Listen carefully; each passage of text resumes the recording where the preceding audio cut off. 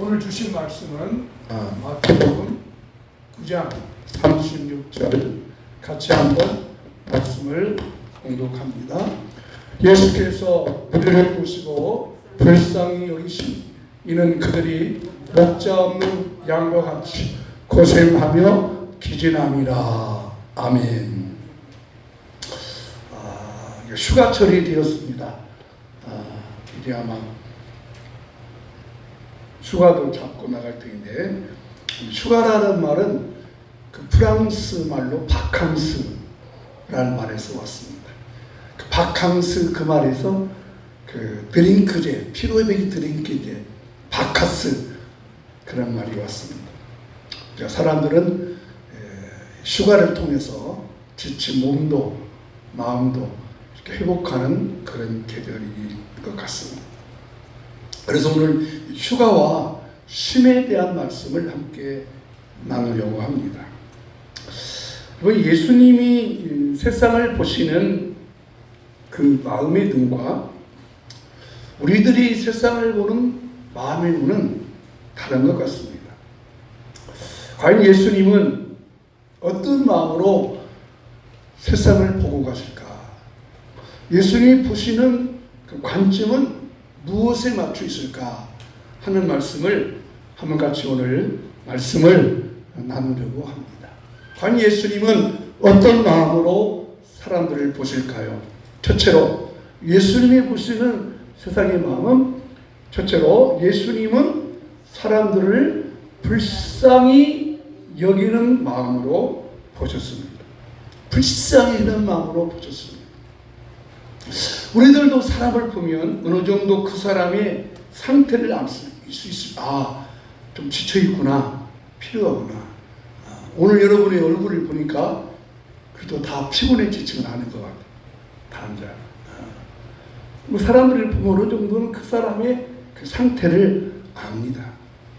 그러나 우리는 그렇게 드러난 겉모습만을 보지만 예수님은 더 깊은 내면의 세계를 보십니다. 예수님은 어떤 마음으로 보셨을까요? 9장 36절에 예수님은 사람을 이렇게 보셨어요. 같이 읽어보실까요?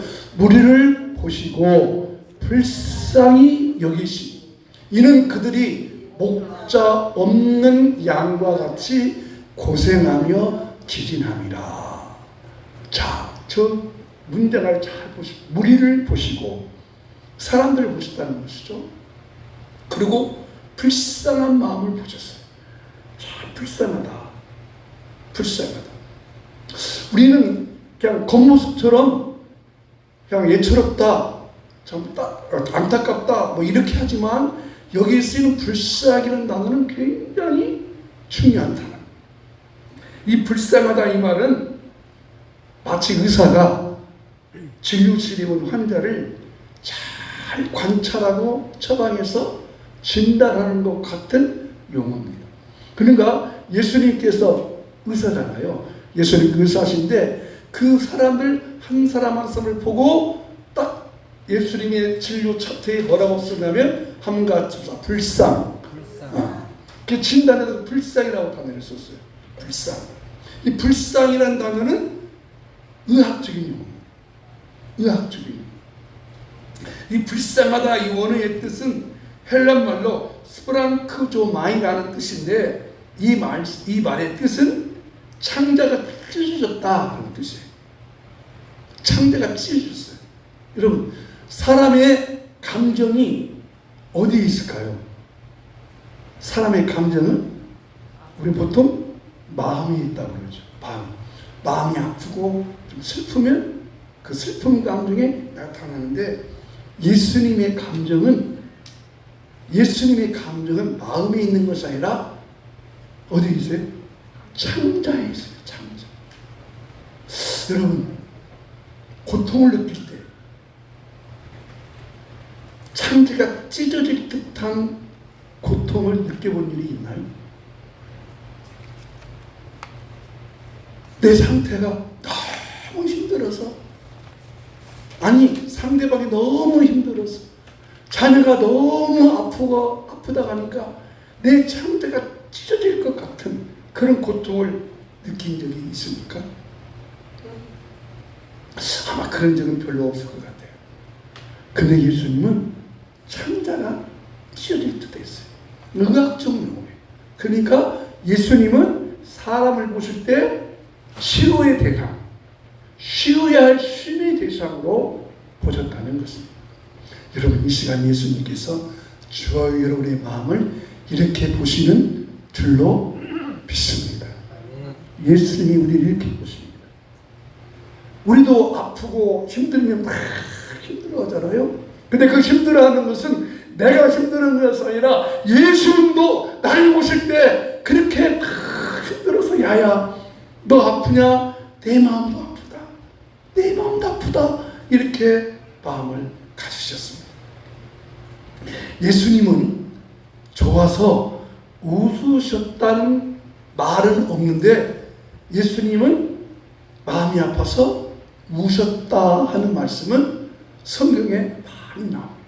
우셨습니다. 예수님께서 자기 사랑 친구 나사로가 죽었다는 말을 듣고 우셨습니다. 물론 그 예수님의 오시면 나사로가 자기 친구 나사로가 죄 때문에 죽었다는 것에 대해서 웃었지만 그 나사로를 살리려고 갔는데 그 살리러 가신 예수님을 믿지 못해서 슬퍼 우는 걸 보시고 예수님도 우셨습니다. 불신하는 마음을 보고 우셨습니다. 그렇습니다. 예수님께서는 우리를 불쌍히 여기는 마음입니다. 그래서 누구든지 우리가 그 예수님 앞에 나아가면 예수님은 긍휼히 여기시고 우리를 불쌍히 여겨주시고 우리를 위로하시고 평강과 평안으로 감싸 주십니다. 그러면 예수님께서 왜 우리를 보시고 그렇게 불쌍하게 여기셨을까? 다시 이 문장, 이 요절 말씀 또 한번 읽어보겠습니다. 이 두 번째 요절이에요. 같이 읽겠습니다.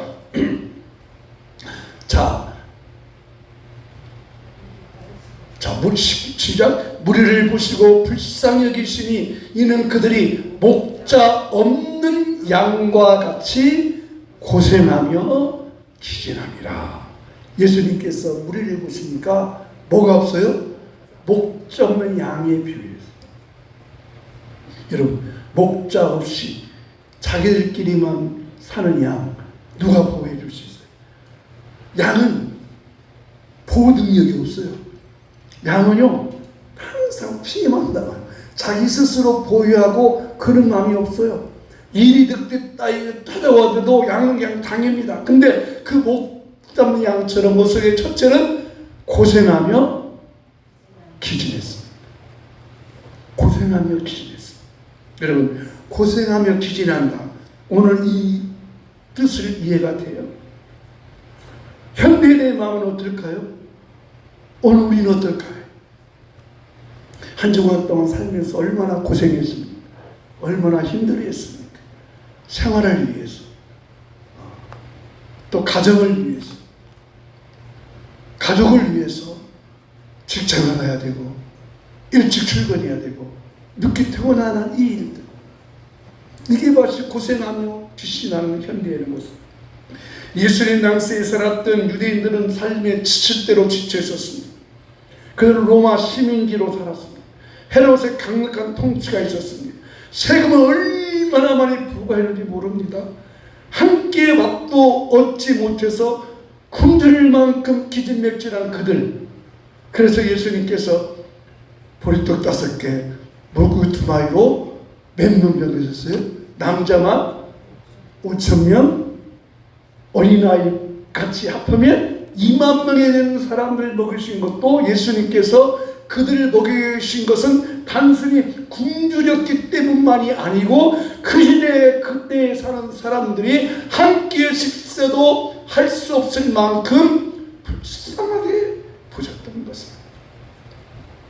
그렇습니다. 오늘 현대인의 마음이 어떤 마음일까요? 모든 사람들은 자기 형편과 처지에 따라 각각 삶의 처지는 다르지만 오늘 가진 자는 가지고 있어도 없다고, 또 가지고 있는 사람은 가지고 있어도 만족하지 못하고, 어쩌면 오늘 우리 모든 사람들은 박탈감을 느낄 때가 많습니다. 뉴스를 보면 오히려 스트레스를 받을 때가 많아. 그러잖아요. 우리는 스스로 박탈감을 가져요. 이것이 바로 주님께서 우리를 보는 말씀. 이 모습을 보시고 예수님께서 그들을 정확하게 진단했었어요. 그들은 불쌍히 보셨어요. 여러분, 그렇습니다. 오늘 예수님께서 우리를 보시는 말씀은 불쌍히 여는 마음이에요. 그 불쌍히 여는 마음이 있기 때문에 쉼이 필요하다. 근데 그 쉼은 그냥 육체와 몸과 마음이 편히 쉬는 것 아니라 치료함을 통해서 쉼을 지었다는 거죠. 치료를 듣는. 그러니까 치료받아야 할 마음이라는 거예요. 치료받아야 할 마음. 사람 삶의 방법이 달랐다는 것이에요. 기독교 방송을 듣다 보니까 이는 그 광고에 카페에 나오더라고요. 어떤 의사가 광고하면서 여러분 어깨가 아파서 10번이나 주사를 맞았대요.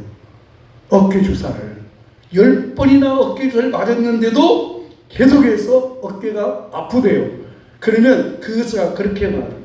10번이나 주사를 맞아서 아프면 당신의 어깨는 이미 병든 몸인데 그 어깨는 10번 주사가 맞아도 안 났으니까 이제는 방법을 바꿔야 된다.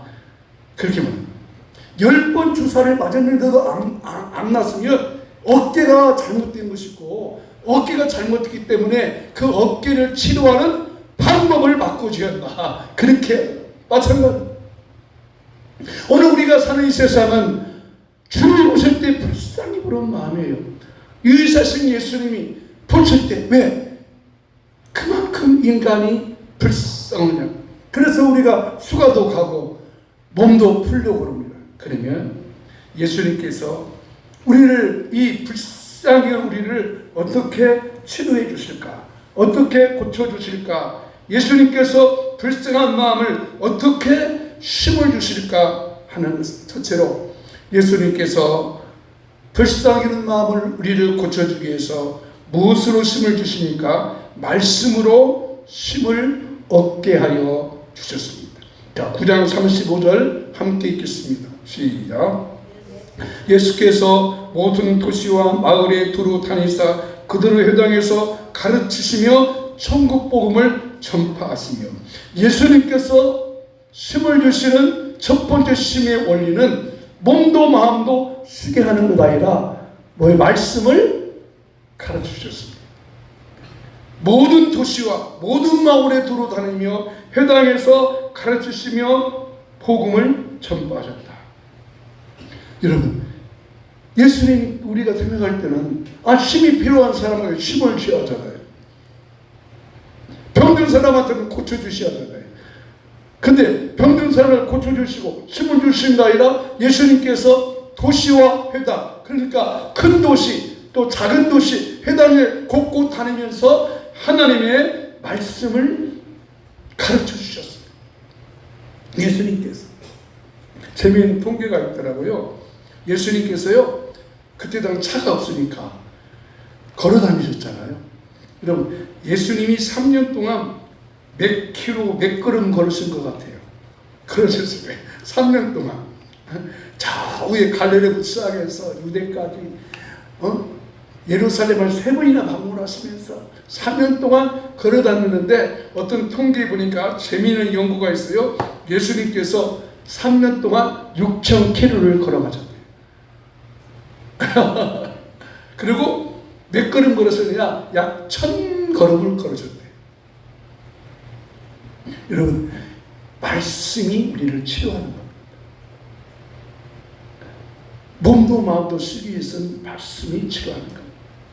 여러분, 휴대폰에다가 그 어플 깔아셔가지고 때로는 성경 말씀을 이렇게 듣도록 해보세요. 말씀이 치료하십니다.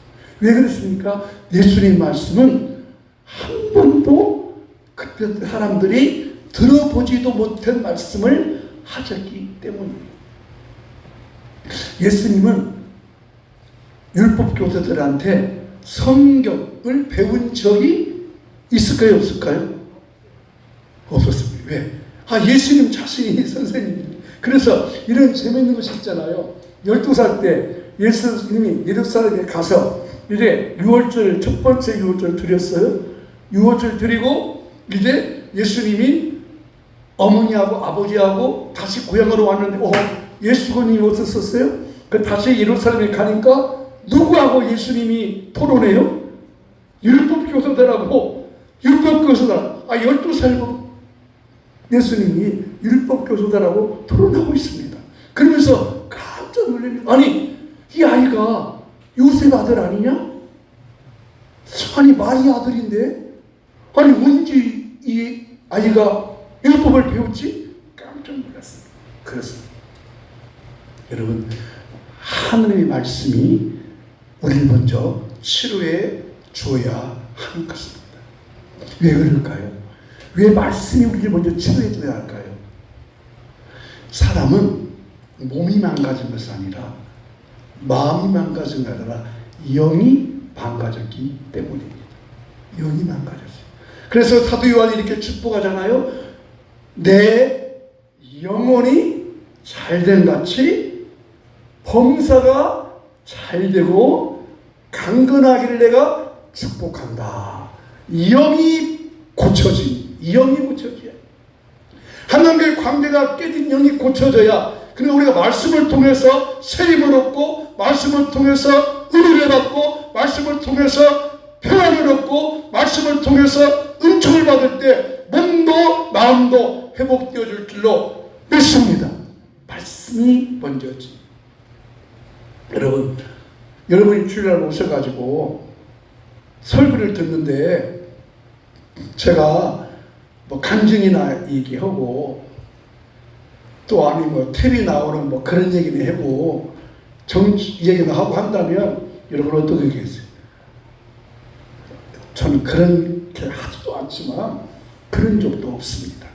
여러분 하나님의 말씀이 먼저 내 영을 고쳐주면 그래서 예수님께서 말씀을 먼저 가르쳐 주시고 그 다음에 그들에게 몸도 마음도 쉬게 하셨습니다. 그러므로 여러분 하나님의 말씀을 시간마다 때마다 또 순간마다 그 말씀을 통해서 새 힘과 새 능력과 권능 얻기를 주님으로 축원합니다. 두 번째 예수님께서 힘을 주시는 두 번째 원리는 모든 병과 모든 약한 것을 두 번째로 고쳐주십니다. 똑같은 본문 9장 35절 말씀 같이 한번 또 읽겠습니다. 시작. 예수께서 두루 모든 도시와 마을에 두루 다니사 그들 회당에서 가르치시며 천국 복음을 전파하시며 모든 병과 모든 약한 것을 고치십니다. 그죠? 첫 번째는 이렇게 천국 복음을 도시와 회당에 두루 다니시면서 말씀을 먼저 가르쳐 주시고 두 번째 모든 병과 모든 약한 것 여기 약하다고 하는 것이 마음 모든 병과 모든 약한 그렇습니다.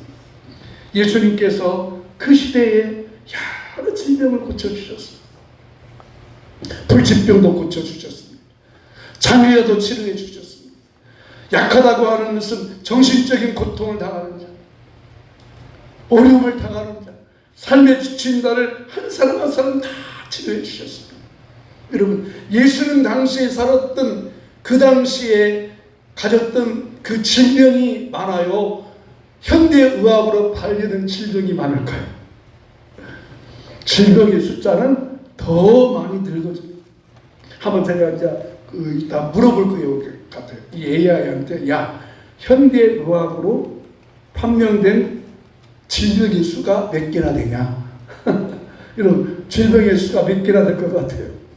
아마 수없이 많을 거예요. 그러면 예수님 당시에 있던 질병은 예수님이 의사셔서 직접 치료하시고 고쳐주지만 그럼 지금은 어떻게 해야 돼요? 예수님 당시 더 많은 질병이 생기는데 지금은 누가 고쳐줘야 돼? 지금도 예수님이 고쳐주십니다. 왜냐하면 이사야가 이렇게 예언했어요. 그가 찔림은 우리의 허물을 인하며 그가 상함은 우리의 죄 인함이라 같이 따릅시다. 그가 징계를 받음으로 평화를 누리고 그가 채찍에 맞음으로 나음을 얻었느니라. 아멘. 아멘. 예수님 당시는 예수님이 살아계셔서 직접 의사이시니까 두루두루 다루시면서 약한 자, 연약한 자, 부족한 자, 예수님께 나온 자를 고쳐주셨지만 불쌍히 계시고, 근데 지금은 예수님이 안 계세요. 그럼 오시면 어떻게 해요, 예수님? 그러니까 예수님께서 말씀하신 거예요. 채찍에 맞음으로 너희가 나음을 얻었느니라. 베드로에게 말씀을 했어요. 그가 채찍에 맞음으로 나음을 얻었느니라. 오늘도 우리 주님이 여러분의 몸도 마음도 약한 것도 고쳐줄 줄로 믿습니다. 그 예수님께서 수고하고 무거운 짐진 자들아 다 내게로 오라 내가 너희를 쉬게 하리라. 예수 앞에 나오면 모든 죄 사고 저희 품에 안기어 편히 쉬리라. 우리 주만 믿으면 모두 구원 얻으며 영생 보나멸류관 확실히 받겠네. 마지막 세 번째, 예수님은 사람들을 불쌍하게 보셨고 불쌍하기 때문에 쉼을 주시는데, 첫째는 말씀으로 쉼을 주시고, 두 번째는 고쳐주시고 치료하심으로 쉼을 주시고, 세 번째 예수님이 어떻게 쉼을 주셨을까요? 예수님 어떻게 쉼을 주세요? 사명으로 쉼을 얻게 하셨습니다. 자, 여러분, 사명, 쉬는 것과 사명은 맞지 않잖아요. 사명은 일하는 것이잖아요. 일하는 거. 그러면 일을 하면 할수록 더 지쳐요? 안 지쳐요? 더 지치죠. 근데 예수님은 오히려 사명을 통해서 더 일하도록 쉼을 주신다는 거예요. 사실 휴가라고 하는 것은 이 일하다가 지치니까 휴가 가는데, 오히려 왜 휴가를 가요? 그렇게 휴가를 통해서 쉼을 얻고 다시 한번 그 일을 더 감당하라는 것이죠. 그런 재미있는 에피소드가 있어요. 휴가를 해서 갔는데 휴가를 갔다 와서 더 지친 사람이 있어요. 왜 지쳤을까요?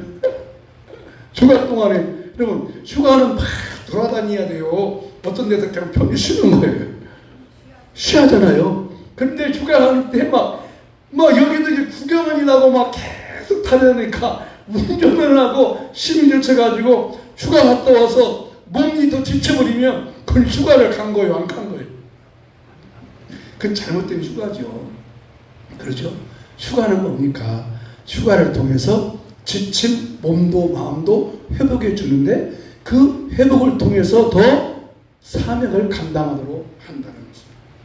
예수님께서 그래서 이 사명을 쉼과 연결해 주셨어요.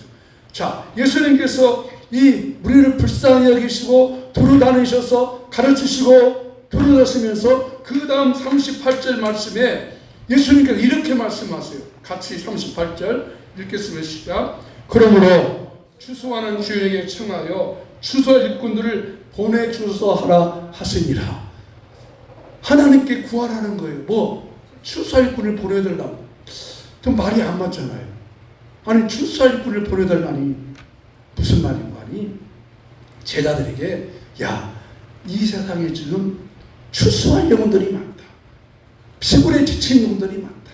그들에게 하나님의 말씀을 전할 수 있는 자들을 보내주어서 그들로 하여금 사명을 감당케 하라 하는 예수님의 말입니다.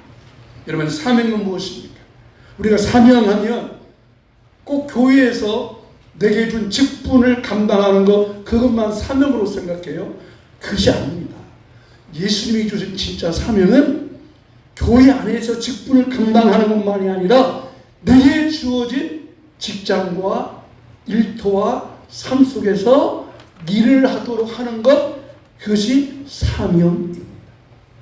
교회에서 여러분이 오셔가지고 예배드리면서 헌금연도 하시고 찬양도 하시고 그것도 사명이지만 그것만 사명이 아니라 우리가 사명의 오해를 깨트려야 돼요. 사명은 내게 주어진 직장과 일터와 삶 속에서 내가 가정을 위해서 살아가는 것, 그것이 사명입니다.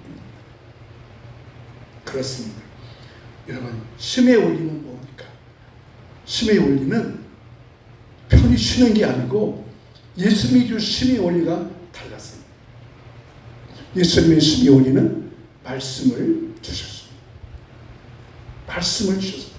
그래서 이제 몇 주간 성경에 보니까 심을 받은 사람들이 많더라고요.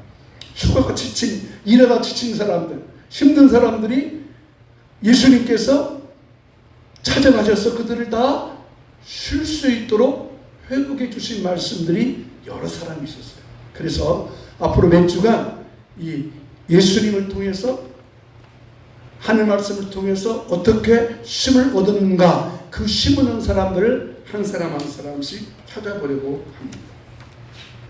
여러분, 이런 말이 있어요. 편안한 것은 돈을 주고 침대를 사서 편안하게 잠을 잘 수 있지만, 침대 사니까, 그러나 그 잠이 편안한 잠은 될 수가 없다.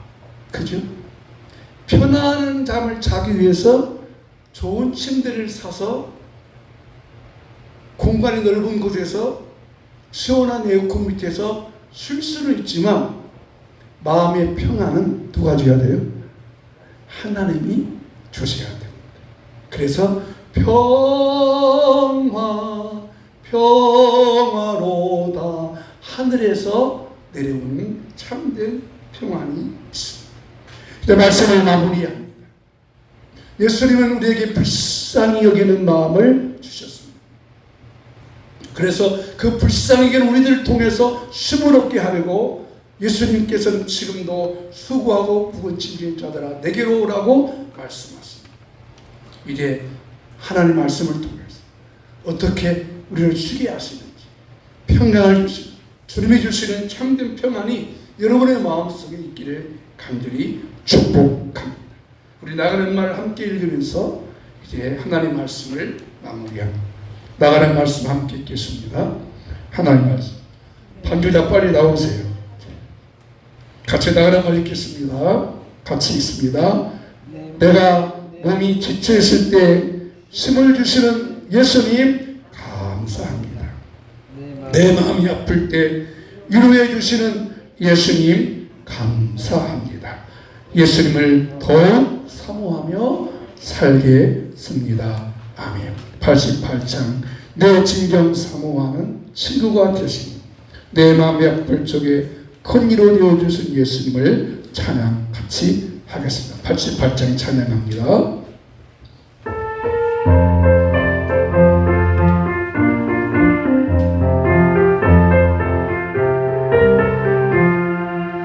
내 진정 사모하는 친구가 되시니 그주 예수님은 아름다워라. 사함 끝에 백합하여 빛나는 새벽별 천년병원을 아주 예쁘다. 내 마음이 아플 적에 그리로 되시며 나를 좋은 친구라. 저는 저 산 밑에 백합 빛나는 새벽별 그 땅 위에 빛 것이 예쁘다.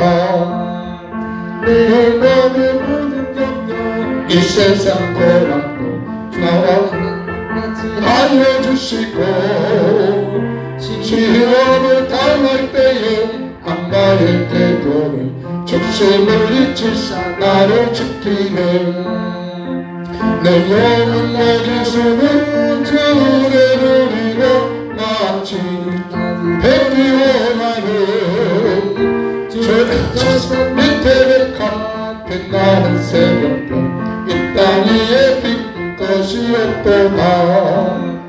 내 마음을 다하여서 전능을 따르면 그를 길이 살아나리니 물들이 두렵잖고 장담이 걸었니 저는 높은 산속 내 방패시여 내 마음이 아플 적에 그를 얻으시며 나 친히 주를 뵙기 원하네 저는 대산 밑에 백합 빛나는 새벽별 주님은 그리고 내 마음이 아플 적에 내 마음이 아플 적에 그를 얻으시며 나 친히 뵙기 원하네 저는 대산 밑에 백합 빛나는 새벽별 그 땅 위에 빛이 것이었도다. 우리 함께 기도합니다. 예수님을 불쌍히 여겨주셨습니다. 불쌍히 여긴다고 하는 것은 숨을 통해서 치료받고 회복되어야 한다는 것을 뜻합니다. 예수님 숨을 얻기 원합니다. 예수님 치료받기 원합니다. 예수님 회복되기 원합니다. 내 영이, 내 몸이, 내 마음이, 내 생활이 여러가지 환경과 여건과 물질의 압박으로 지쳐 있습니다. 지쳐 있습니다. 회복시켜 주시옵소서. 회복시켜 주시옵소서. 말씀으로 회복시켜 주시옵소서. 말씀으로 회복시켜 주시옵소서. 치료하여 주시옵소서. 고쳐 주시옵소서. 예수님을 명령하니 육체의 모든 기능들이 다시 한번 정상대로 작동될지어다. 육체의 기능들이 치료될지어다. 고장난 육체가 고쳐질지어다. 고장난 육체가 회복될지어다. 치료될지어다. 우리 하나님 이 시간 도와주셔서 하늘의 평강과 평화로 하늘의 평강과 평화로 힘을 얻게 해주시고 풍성한 은혜를 우리 성도님들의 마음속에 가정 속에 직장 속에 일터에 함께하여 주시옵소서. 여호와는 내게 복을 주시고 너를 지키시기를 원하며 여호와는 그 얼굴을 내게 비추사 은혜 베푸시기를 원하며 여호와는 그 얼굴을 내게로 향하여서 평강 주시기를 원하노라. 아멘. 지금은 우리를 죄에서 구원하기 위하여 십자가의 채찍마다 피 흘리신 우리 주 예수 그리스도의 은혜와 하나님 아버지의 놀라운 사랑과 성령님의 감화, 감동, 위로, 치료하심이 오늘도 예수를 통해서 새 힘과 새 능력과 평안을 얻기는 우리 모든 성도님들의 마음속에 가정 속에 일터에 이제부터 영원히 함께 있을지어다. 아멘. 감사합니다. 찬송합니다. 하늘의 평강이 넘치게 하여 주시옵소서. 오 하나님 감사합니다. 찬송 예수